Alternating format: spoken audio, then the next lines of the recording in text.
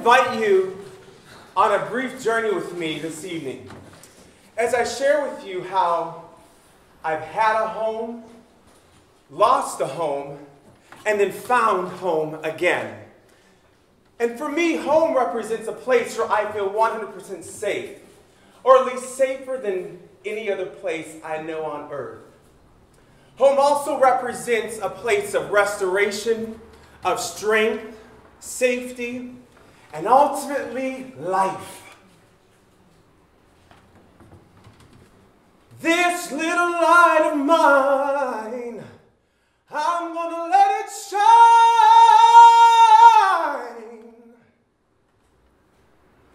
The Christian faith has always been the home for my faith in spirituality. A deep, abiding faith was forged in me at a really young age. I was born into a long lineage of ministers, pastors. My parents are pastors, which makes me a preacher's kid. That's what that does, amongst other things. A relationship with Christ reigns supreme. Now, to give you an idea, before I was black, I was a Christian. Before I was a United States citizen, I was a Christian. Before I was a human, well, I was a Christian. And even before I was devastatingly gorgeous, guess what? You got it. I was a Christian. For us, church was the family business. Like McDonald's and burgers, my family and church. It's what we did. And in many ways, it was who we were. I was raised amongst a community of faith. There was church on the weekends, and there was church during the weekdays. There were summer camps involved with church people. There were vacations where there were church people. There were mission trips where there were church people. I was always surrounded by this community of faith. And from that experience, I garnered many invaluable lessons and experiences. One, friendship, what true friendship was. Two, I saw people's lives transformed and freed from various life's bondages by the power of God. I was able to get an understanding of what it meant to talk to God and perspective as to what it could mean to have a relationship with Jesus. And then all of a sudden at 27, my faith home was ripped out from underneath my feet. I was a youth pastor at this time, and some fairly horrific things happened with the leadership at the church that I was attending at that time. It wasn't my parents' church, a different one at that point. And I had not seen the community of faith the same since. All of a sudden, I couldn't identify with this community in a way that I had before. And for the very first time, I questioned faith in Christ. How could these things happen to me when I had given my life, my blood, sweat, and tears, and so much of my love to serving in this community? And then this happens? I don't know if any of you have ever been angry before.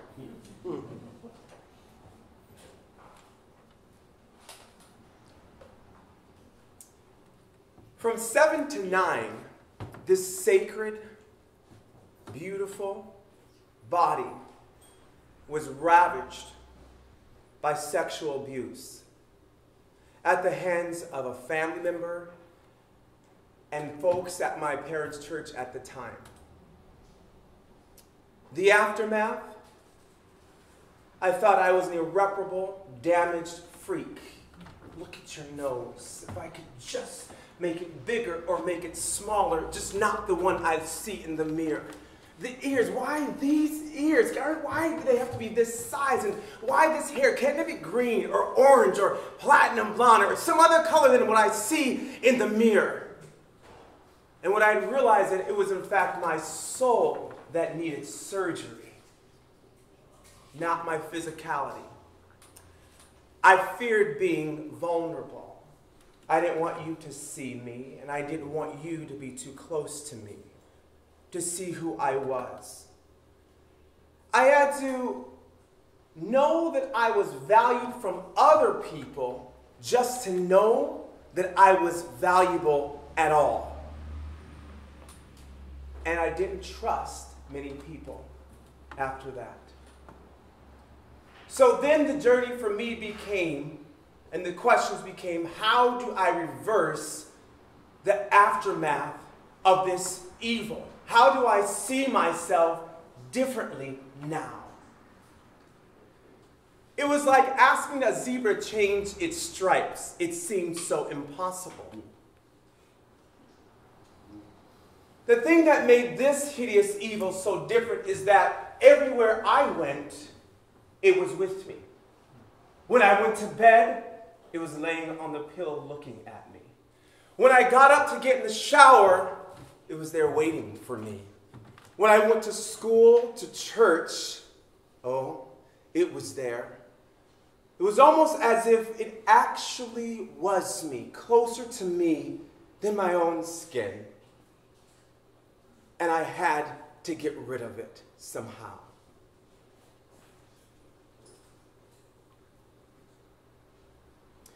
Well, at 9, things changed. I was born in Minneapolis, Minnesota. That's my geographical home, or at least where it began. It was a great family. Mom, dad, brothers, fun, encouraging, supportive family. My dad built me a fort called Fort Paris. Named after me, of course. It was great. In the backyard, there's a fort. Friends lived there. I think some homeless family members probably lived there too. My mom later told me. But before then, I had a tree on the side of the house, which some days the tree was a racing car, other days the tree was a rocket ship, other days the tree was a motorcycle, other days the tree was a big house with lots of people in it. That was the kind of environment that I grew up in. And at 9, my parents uprooted us from this geographical home in the inner city of Minneapolis and placed us in the suburbs of Seattle. Ah! For as far as the eye could see, white people. White people. White people.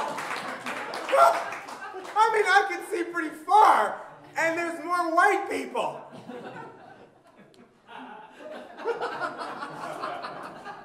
I was the alien who landed on this foreign planet. This little black boy who wanted desperately just to fit in. And for 3 years, I sat in front of the window at my home, depressed, isolated on the inside of the home, looking at the kids on the outside, on the other side of that window, playing and having fun and doing things that kids do after school in their home. I had lost mine, and I wanted it back. My own playground, my own tree, the fort that was built just for me. It was gone.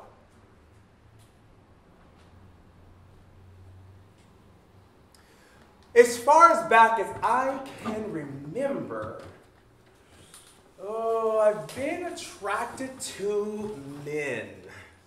I don't know if I was gay before I was black, or I was black before I was gay. I don't know.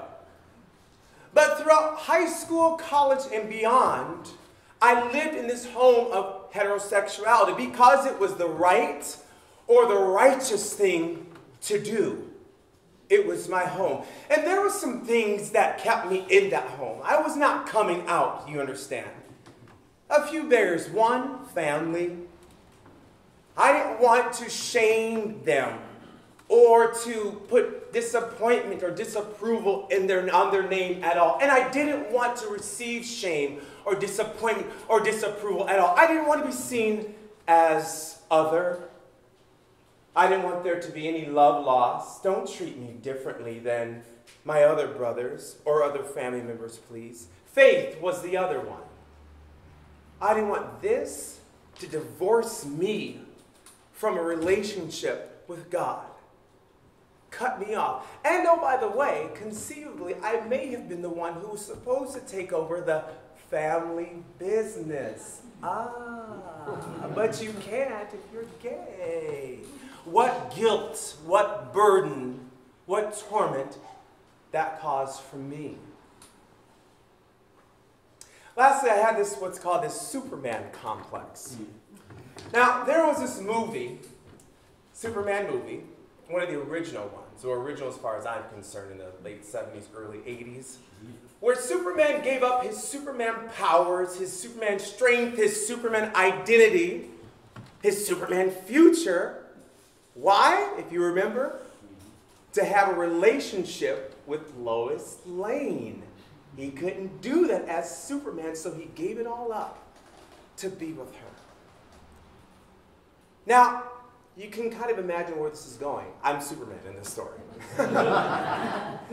There isn't an S on my chest, or maybe there is, but you'll not know, not in this video, okay?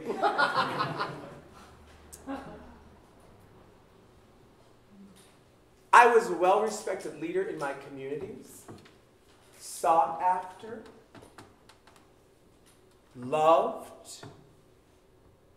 You know what? People liked me. They liked Paris. They liked me.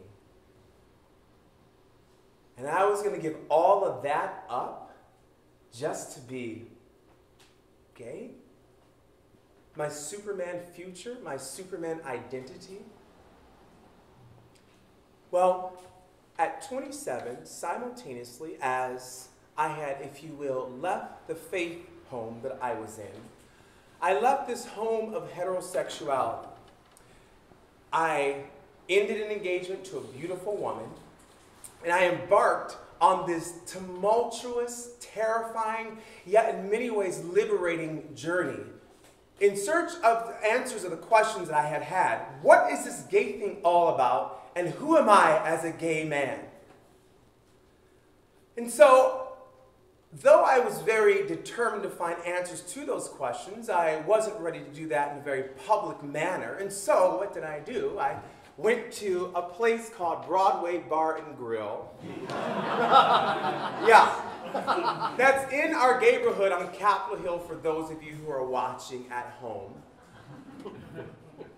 And so I went in the door and I went up to the host and I said, "Where can one find sex around here?" I'm not lying, that's what I did. And he drew on a little bar napkin some directions, you know? So I took that napkin and went out the door, and off on the yellow brick road I went. Ruby slippers and all. 3 blocks this way, 2 blocks that way, and around the corner. And where was I? The land of Oz, which was the bathhouse. Discreet, private, no one had to know. I was in this place of exploration. And just like the land of Oz, there were wizards behind curtains and in dark places, wielding all kinds of magic. There were lions and tigers, and yes, there were bears. Oh my. Yes, there were. There were also pigs and pups and otters too. And there I found myself once again behind this window, looking out to all those on the outside who were out and proud and who could be fully themselves in a public manner, me isolated once again on the inside. That went on for 2 years. Until eventually relationships brought me out of that.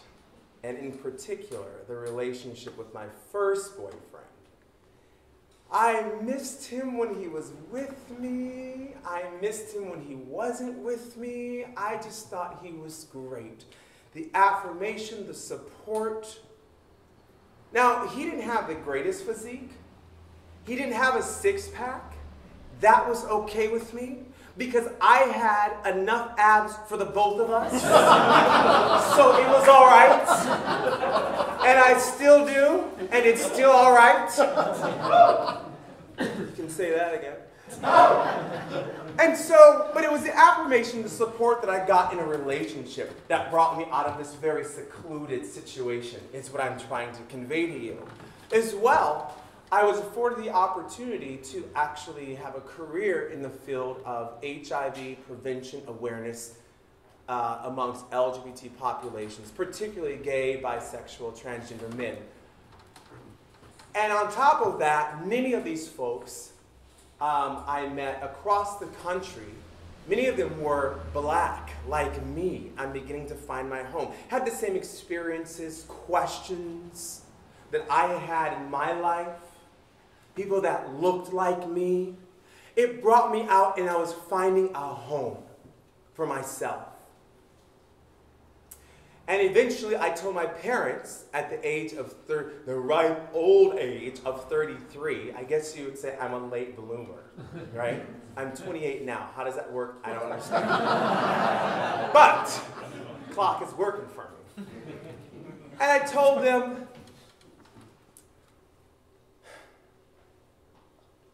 well, a few years later, something else happened that changed my physical body forever.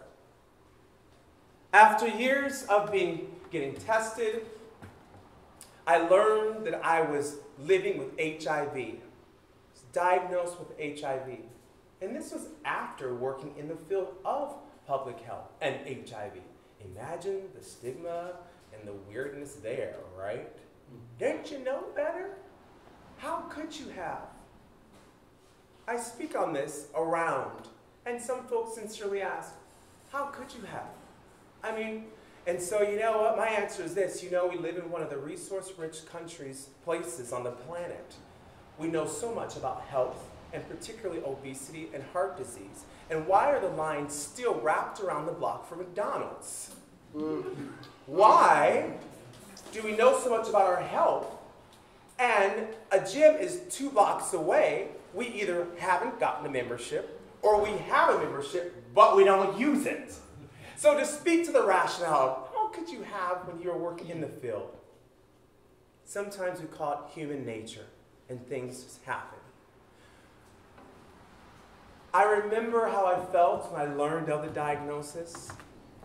I felt like a newborn baby, born outside on the sidewalk in a torrential downpour of rain, with no one there to protect it, to help it, and bring it into this world, unsafe and so completely vulnerable.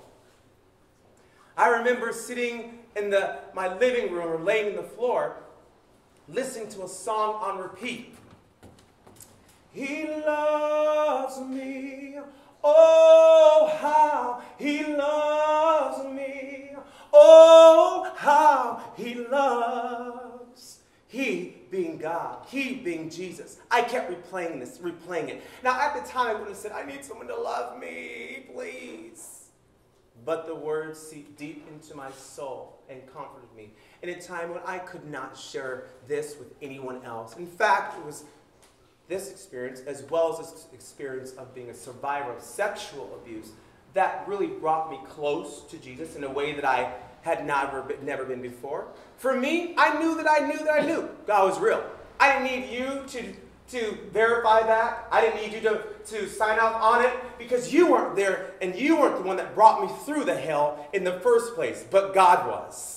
You weren't the one who I cried to and talked to when I couldn't share either one of these things with anyone else, but God was. He lifted the burden off of my shoulders. So I knew that God was real. End of story.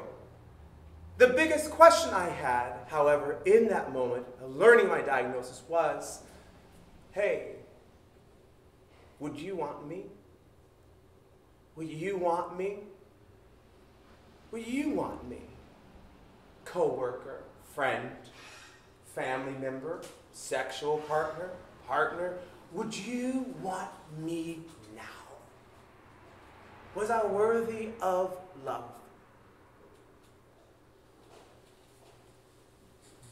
Essentially, what I wrestle with, the stigma and the stain of HIV that so many do. I just recently told my parents. Just recently. Why? Fear of not being seen as the good son. The one we had so many great hopes and plans for. And this happens to you? This is not how it's supposed to turn out. So, what I've learned and am still learning on this journey to home were many things. One was, I am not the sum of the negative experiences that have happened to me. I'm worth so much more than that. And great are the plans that God has for me. A bright future is what I learned. I learned that home is not necessarily defined by a set of four walls, geography, or even folks that are around me. But it's a situation that I establish in my heart that no one can take away from me at all. I keep it safe from anyone. It's my home that is in my heart. So through this processes and these experiences and challenges, there are four particular things that help solidify home being in my heart. Number one, life-giving friendships. Find your tribe and hold them close. Don't let them go. Let yourself be loved. Being so guarded, it's not worth it. It's lonely. It sucks. Let them in and to love you. Get around people who see the best in you and bring out the best in you. True friendships. Be vulnerable. 2, forgive. Forgive. You ask someone, hey, are you angry? And they say, no, I'm not angry. I'm not angry. I don't have an anger issue. No. With a gun in their purse, yeah. But you ask, how many of you have experienced an unfair treatment in your life? Unfair or undeserved treatment in your life. These are things that we call injustices. And injustices lead to anger, which can lead to bitterness, which can lead to hatred, which can lead to a damning prison that we lock ourselves in when we don't choose to forgive and let it go. I realized through the sexual abuse and the dynamics that happened at this church that the keys for my freedom were always on the inside of the prison, not the outside. I can pick it up, turn the key, and let myself out through forgiveness. You know, they say that hatred is like wanting someone else to die or what have you, but you drinking the poison. And the thing about anger and bitterness is the people that you say you might hate or are really angry with, they never ever really know how deeply you hate them, by the way. You're suffering with all that, not them. They're at Dairy Queen and you're like flogging yourself. I hate them, I hate them, I hate them, I hate them. And they're like loving life someplace in, I don't know, Hawaii, right? So like, get over it. Free yourself and forgive. Number 3, relationship with God, faith and spirituality. What I realized is that this love of God never failed me. Never failed. So I meant like, I don't want anything to do with you or what have you. It always chased me down. Paris, I want more of you. I love you. I love you. The love was always there. Maintaining a communication and talk with God. A community of faith helped establish and solidify home in my heart. And lastly, one of the biggest revelations, you guys, and gals and people. Oh, was that all the lies? You're an irreparable, damaged freak. You're an alien on a planet in which you don't belong. No one's going to want you. I had a revelation that all they were, all the while, were lies anyway. I was bamboozled. I was had, hoodwinked, tricked. They were lies anyway. They never were true about you. So whatever your construct is, your negative construct, it never was true about you. And so I begin to replace the lies with what I call truth talk or positive affirmations. And I begin to speak to that little 7-year-old boy, that 8-year-old boy, daily, to reverse the aftermath. And I would say things like, you know, you have something special to offer this world. You know, you can forgive others and you can forgive yourself. You know, you don't need to prove yourself to people around you because you're worth it already. You are enough. You know, there's enough love in this world for you, and you're wanted. I would say the things like, I feel great about myself and great about life.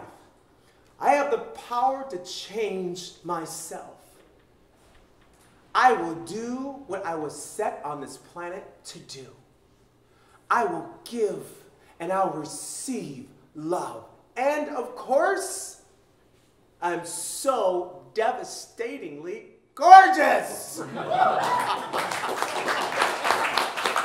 We have the power to change the stripes on the zebra and solidify home being in our hearts. I thank you so much for listening to me. I love you.